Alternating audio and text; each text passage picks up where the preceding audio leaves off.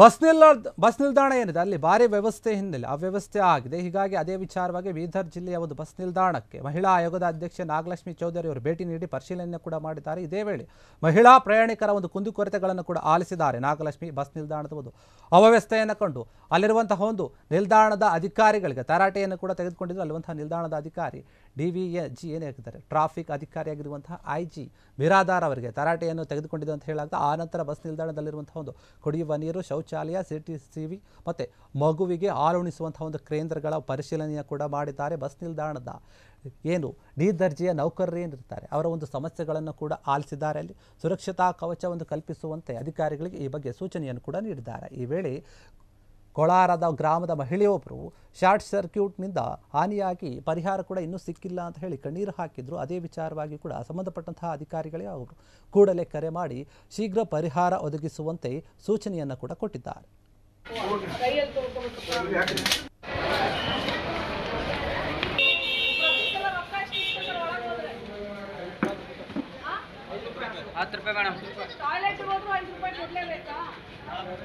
ಹೇಳ್ತಾರೆ ಮೇಡಮ್ ಕೊಡಲ್ಲ.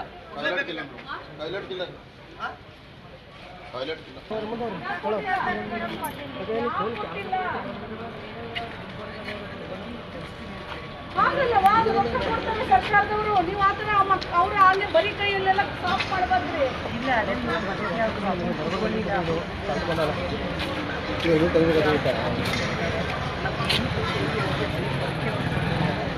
ಏನ್ ಕೊಡ್ತಾರವ ನಿಮಗ್ ಸಾಫ್ ಮಾಡ್ಲಿಕ್ಕ?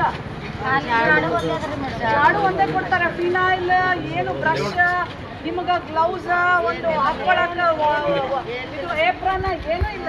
ಕೊಡ್ತಾರ. ಯಾರು ಕೊಡೋದ್ರಿ? ಅಕೌಂಟ್ ಇಲ್ಲ. ಕೈಯಾಗ ಕೊಡ್ತಾರ. ನಮ್ಮ ಅಧಿಕಾರಿ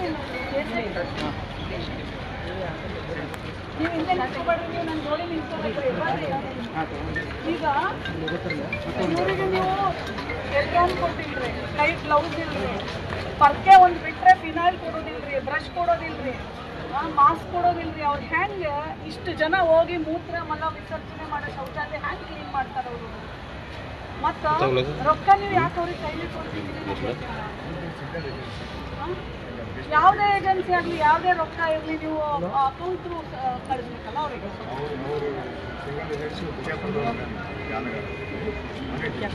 ಹೌದಪ್ಪ, ಅವನಿಗೆ ಸರ್ಕಾರ ರೊಕ್ಕ ಕೊಡೋದು ಏನು ಕ್ಲೀನಿಂಗಿಗೆ?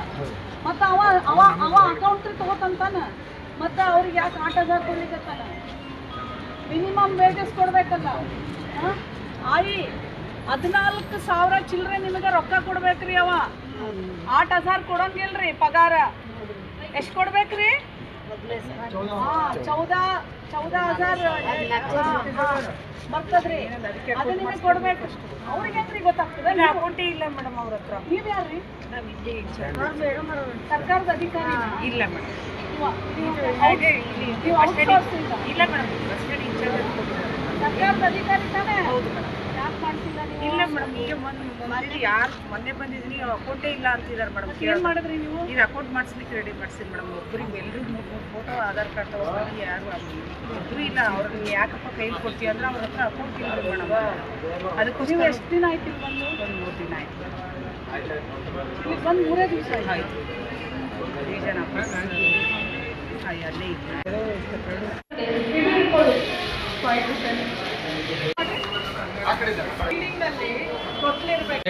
ಮೇಡಮ್ ಇಲ್ಲಿ ಮಗುನ ಇಟ್ಕೊಂಡು ತಾಯಿ ಕುತ್ಕೊಂಡು ಫೀಡ್ ಮಾಡಬೇಕು. ತೊಟ್ಲಿಲ್ಲ, ಬಟ್ ಇದು ಬೀಗ ಹಾಕಿದ್ದಾರೆ. ಈ ತರ ಇದೆ, ಯಾರು ತೊಳೆಯೋರಿಲ್ಲ. ಓಪನ್ ಮಾಡ್ರಿ. ಇದು ಓಪನ್ ಆಗ್ಬೇಕು.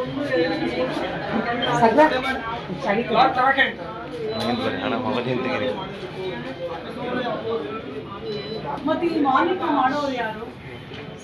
ಇಲ್ಲಿ ಒಂದು ಪೊಲೀಸ್ ಇದನ್ನು ಇರ್ಬೇಕಲ್ಲ. ಬಟ್ ಅವರು ಇರ್ಬೇಕಲ್ಲ. ಅವ್ರು ಯಾರು ತಗೊಳವ್ರಿ? ಆಗ್ತಾ ಇದೆ ಅನ್ನೋದಕ್ಕೆ.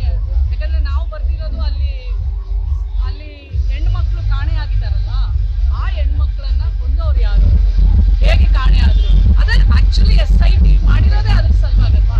ಸೊ ಹಾಗಾಗಿ ಅದಕ್ಕೆ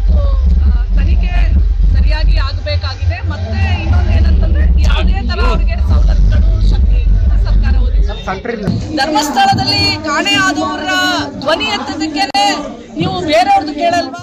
ಕ್ಷಣ ಕ್ಷಣದ ಸುದ್ದಿಗಳಿಗಾಗಿ ಫ್ರೀಡಂ ಟಿವಿ ಸಬ್ಸ್ಕ್ರೈಬ್ ಮಾಡಿ, ಲೈಕ್ ಮಾಡಿ ಹಾಗೂ ಫಾಲೋ ಮಾಡಿ. ಹೊಸ ಸುದ್ದಿಗಳ ನೋಟಿಫಿಕೇಶನ್ಗಾಗಿ ಬೆಲ್ ಐಕಾನ್ ಮೇಲೆ ಕ್ಲಿಕ್ ಮಾಡಿ.